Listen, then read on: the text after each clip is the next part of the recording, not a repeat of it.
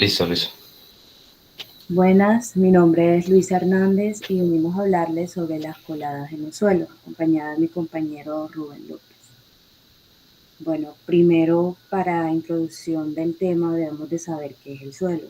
El suelo es la proporción más superficial de la corteza terrestre, pues que está constituida en su mayor por residuos de roca provenientes de procesos erosivos y otras alteraciones físicas y químicas.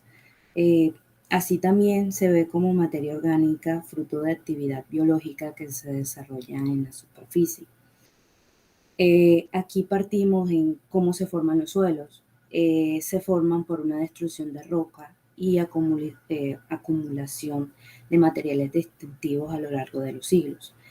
En un proceso involucrado numerosas variables físicas y químicas y biológicas, da como cierto resultado una disposición de capas bien diferenciada como la de un pastel. Aquí ya esto parte cuáles serían los factores de formación de los suelos. Influye principalmente el clima, como lo muestra en la imagen, es un factor más influyente entre la temperatura y la precipitación de las lluvias, genera pues una cierta meteorolización que por un lado la mecánica de los cambios de temperatura bruscos. Un ejemplo más claro para entender es el calor extremo en el día y a frío profundo en la noche. Esto provoca agrietamientos en las rocas que se rompen y los producen básicamente el viento, que es la fuerza lógica que los transporta fácilmente. Cuando más pequeños sean los trozos de piedra resultantes, es más productivo. Además, el viento también erosiona las rocas generando más sedimentos de reloj.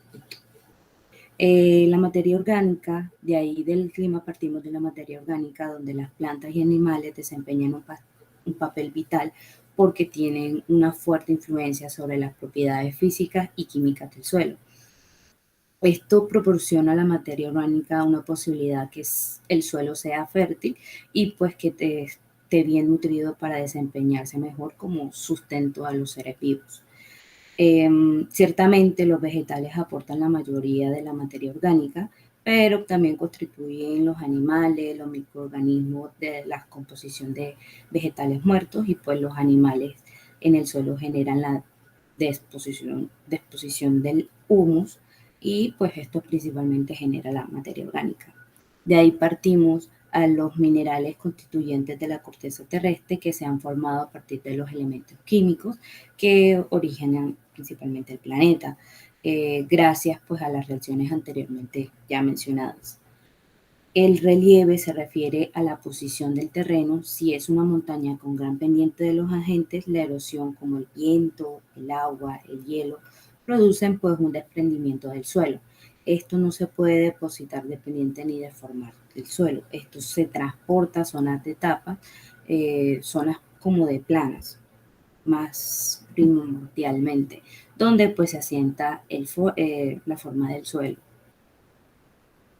Eh, ya aquí la naturaleza del suelo se ve influida por la duración de los procesos que actúan sobre la roca como tal. Se denomina como la roca madre por ser la progenitora del suelo. Esto influye por su composición mineral que las características del suelo que se forman en ella. En cuanto al tiempo, más dura pues la meteorización de la roca madre.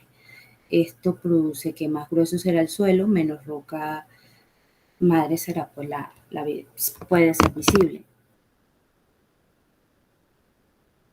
Bueno, entrando un poco más al tema de las coladas en los suelos, debemos saber que se reconocen como coladas principalmente en sentido estricto, debido pues que a la semejanza de los comportamientos de flujos viscosos. Ellos son propios de materias de tipo de suelo, cuando pues la superficie se inclina a un deslizamiento, no suele ser bien definidas y pues se producen unas hemíferas. Quiero resaltar que las coladas se basan bajo la denominación de ciertos movimientos producidos de los materiales rocosos. Son casi menos frecuentes y los materiales de tipo de suelo constituyen las coladas de sentido estricto. Ya las coladas de materiales de tipo de suelo, ya existen una serie de factores que tienen como diversificarse o pues originar unos subtipos ¿Qué pasa cuando la granulometría de la material y el contenido del agua son los dos factores más determinantes en el desarrollo, pues, de este tipo de procesos? Bien sabemos que, pues, los mecanismos son producidos de una continua deformación bajo los esfuerzos inmersibles. Esto implica, pues, que la distribución de las velocidades varían extremadamente muy lentas o muy rápidas.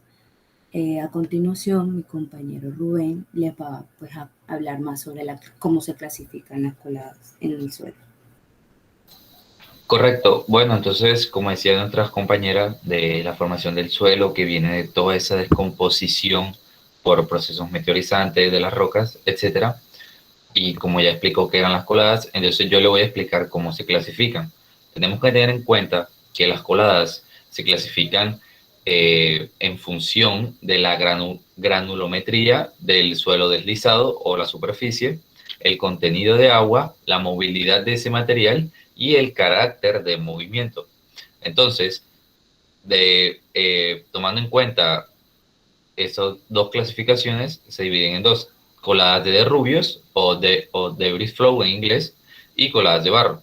Por ahora le voy a explicar lo que son las coladas de derrubios, que son características de materiales con un alto contenido de fragmentos gruesos, contenidos que no tuvieron el proceso meteorizante completo, por lo cual aún no están totalmente descompuestas o disgregadas, sino que mantienen fragmentos gruesos grandes, que esto evidentemente resulta ser una masa que, si se desliza y se divide o sea, que cuando se desliza y se divide en pequeñas partes con movimiento lento, ya se le dice una colada de Rubio. Pero cuando toda esta masa, todo este material de fragmentos gruesos es rápido y progresivo, se suele utilizar el término de lo que conocemos como avalancha. Pasa, por favor. Bueno, la otra de las clasificaciones son las coladas de barro, o en inglés las mud flow, que se producen en materiales con al menos un 50% de fracción fina, o sea que aquí ya la roca sí está más descompuesta, los clastos son más finos y hay mucho más contenido, pero que evidentemente el otro 50% es con agua suficiente como para permitir que el material fluya. O sea, es muy espeso esta combinación de material descompuesto de roca de fracción fina con un gran contenido de agua, lo que hace es que sea muy espeso y permite que el material fluya.